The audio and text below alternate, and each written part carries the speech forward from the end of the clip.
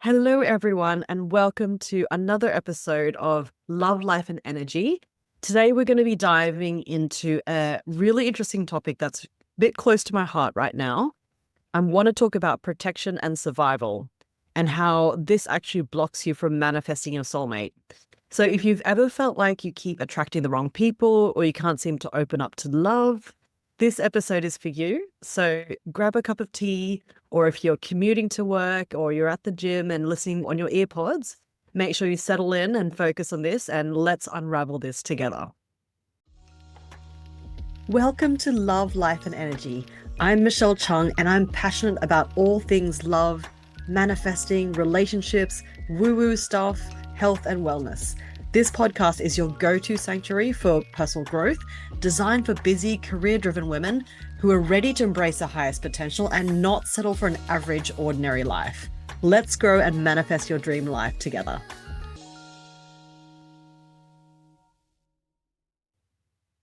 So welcome to a new episode, but also to season 2 of Love, Life, and Energy. This is the second year that I'm doing this podcast. And as you probably have noticed, we've got a new intro, and it's going to be a completely new look for this podcast and new energy for the new 2025. Today's episode is actually a bit close to my heart. Lately, I've been thinking about this topic of protection and survival.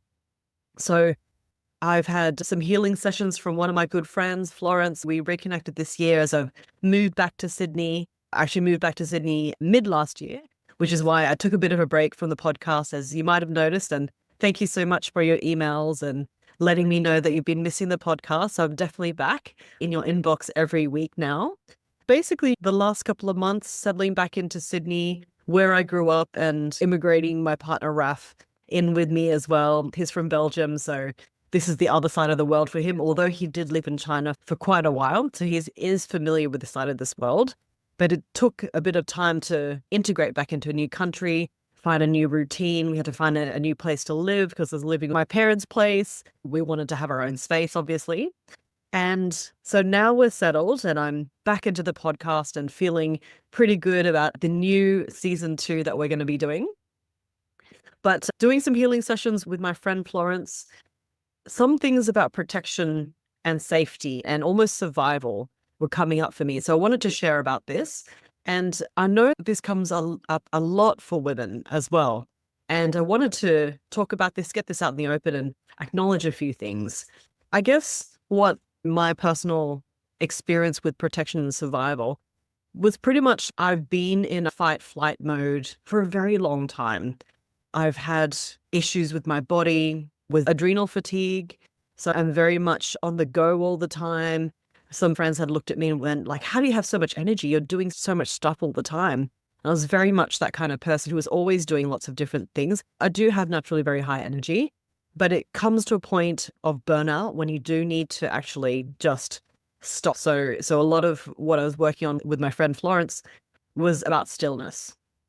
And in this space, what has been coming up is the idea and letting go of protection. So basically, when I moved to Spain, I was looking for something, but I didn't know what it was. It was probably looking for Raf, manifesting him in Spain. I know that now from reflecting and thinking. I had no idea what I was doing when I moved to Spain in 2019. And now coming back after 5-6 years, I know that's the reason why I moved to Spain, was to meet Raf and manifest him and be on this journey with you all about manifesting. But I suppose you're really drawn towards a certain place, country, environment is such a huge factor in manifesting, because when you put yourself in a certain environment, you're actually drawn to the vibration of that area, right? I didn't know anything really about Spain. I had lived in Valencia for a month when I did my remote year in 2017, digital nomad remote working program. And I liked the idea of being in Europe, somewhere warm. And it's a very popular place for Europeans in general, Spain, because it's a warm country. They have great lifestyle, right? So people are naturally attracted to going to these Mediterranean countries with great food, great lifestyle, great weather, right? But what I was noticing in 5 years of living in Spain was that you'd constantly need to protect yourself. Now, I don't mean physically, although the crime is higher than it is in Australia, for example, which is a very safe country. Because we're a continent and we're an island at the same time, it's very hard to sneak into Australia without having your papers checked, without immigration. We have very tight laws around that, and that really protects us. But in Spain, especially in the lower regions of Europe, because of the EU has become borderless, you're having a lot of immigration that's coming in, and there's a lot of mafia coming in that makes you feel unsafe.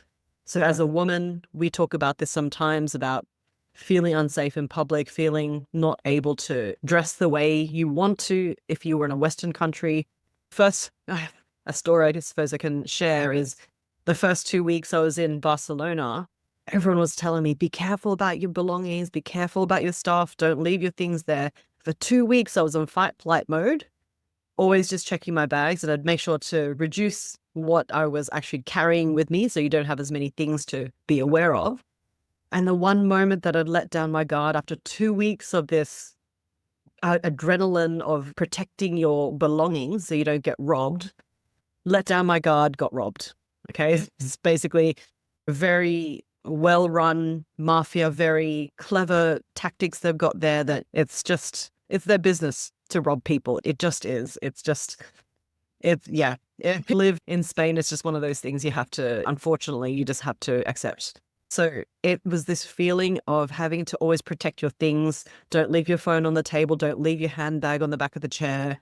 Always protect your belongings, even if they're at your feet. I had a friend who was robbed with his backpack right just at his feet. What they'd done is sat in the table next to them, and they'd swapped the backpack so he could still feel something against his feet, but that wasn't his backpack, and it had his laptop, his passport. Terrible. So that feeling, I guess it was firstly the attraction of going to a fun country. Barcelona's amazing, great weather, that lifestyle that I spoke of. But also you have to accept, on the flip side of being in a country like that, yes, the crime rate is different. Unemployment is very high. So there's a lot of people needing money and wanting things from you as a tourist who looks more wealthy than they are. So there's a lot of not just physical protection, but also emotional, psychological protecting, even around the other expats that you're with, because you're in this country that has a low unemployment rate, that people are constantly wanting something from you, trying to sell you something, and you're not able to network freely and give, because if you're giving, you're constantly giving and people are constantly taking. You also need to protect your boundaries and just make sure that you're not over giving and depleting yourself. So this is the reflection I've been having 6 months after moving back to Sydney from Barcelona. And it was making me realize that now I can really just let go. I'm safe now. I had to reprogram myself with my Psych K to reprogram my subconscious to say, I'm in a safe place now. I can relax. I don't have to be constantly on adrenal overdrive.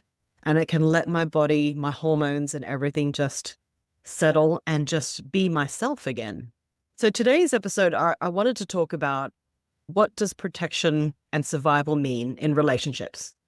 So when we talk about protection and survival, like I said, we're not just referring to the physical safety, but very much the emotional and energetic safety. So these are the walls that we build around ourselves when we've experienced hurt, betrayal, abandonment in your past. And I talk a lot, and if you've been watching my webinars, I talk a lot about how your childhood upbringing, the beliefs that you've been programmed with, have been set into your system, your computer, your human computer system. And this now plays out in your life, in your behavior and your results, in your physical manifestation of your beliefs from the past. Okay. So these walls, these beliefs were created to protect you. But as one of my mentors is always saying, a strength overused becomes a weakness. So if you're using this too much in protection mode, your beliefs that the world is not safe, then this often keeps out the very thing that you desire most. Connection, love, that relationship. So imagine you're wearing a heavy armor. So it's very much like an energetic protection armor. Think about it even more like it's a physical armor that you put on a metal suit, right? A metal suit is very heavy. It's really good at protecting your physical body, protecting your heart, your torso, where it's important to protect so you don't die. But it's also really exhausting, and it prevents you from fully experiencing intimacy and vulnerability. So imagine you're wearing this suit of armor and you go to try and hug someone else. There's that big sheets of metal that are in the way of you actually connecting physically, hugging, embracing somebody else. If that gives you a visual, think of it, that protection like that. So that really prevents you from fully experiencing that intimacy and vulnerability. And without even realizing it, this is actually signaling to the universe that you're not really ready to receive love, even though your conscious mind and your heart is really craving it and really longing for it. Does that make sense? So how does this show up in your life? Now, let's talk about how protection and survival mode, how it might be manifesting for you. Do you find yourself doubting people's intentions and always assuming the worst? Do you meet somebody and go, oh, no, he won't like me, or there's something wrong with his nose, or the way he chews his pasta, right? All these things that start to self-sabotage, right? That's how it starts to show up in your life. Things like struggling to trust, even when someone's behavior is actually aligned and shows that they're trustworthy. Are you overanalyzing things, looking into things that are not actually there, trying to find those bits that will prove that someone is unworthy of trust?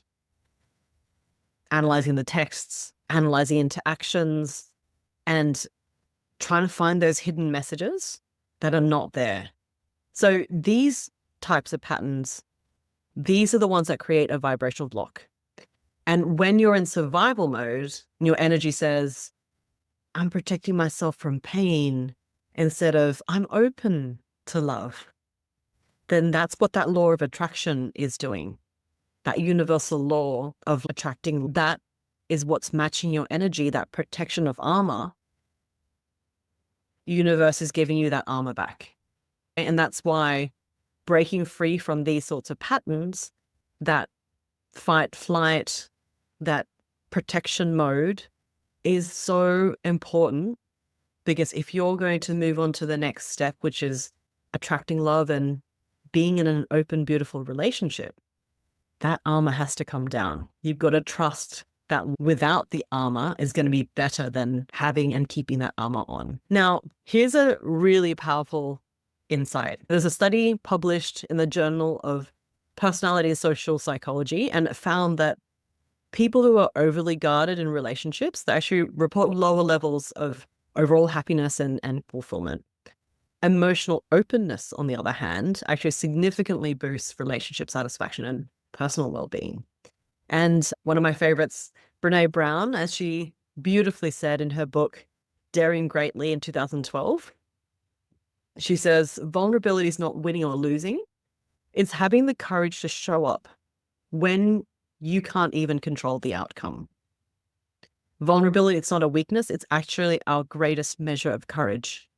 So I like to use the analogy, because I used to train a lot of martial arts, and because of that masculinity in me and that need to prove and the fight, flight, and having to protect myself, there's different types of martial arts. There's a masculine and there's a feminine martial arts. And then a lot of the feminine martial arts actually uses the forcing power and transfers it, pushes it back out towards your opponent. That's the type of martial arts that uses vulnerability, like receiving in that energy in order to put it back out.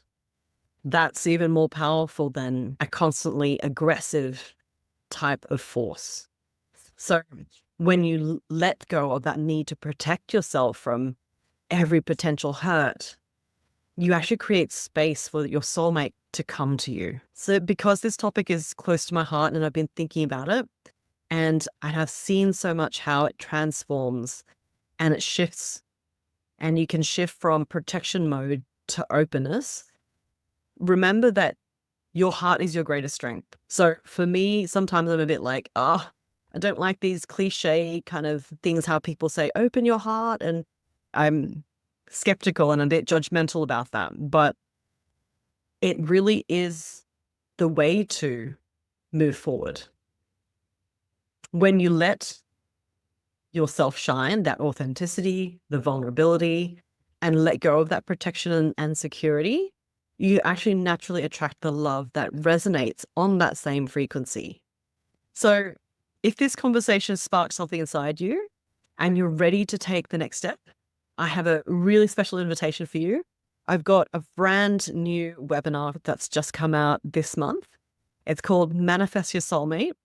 And in this amazing free training, we're going to deep dive into breaking through these blocks, this unconscious, what I call resistance, which will naturally help you to raise your vibration.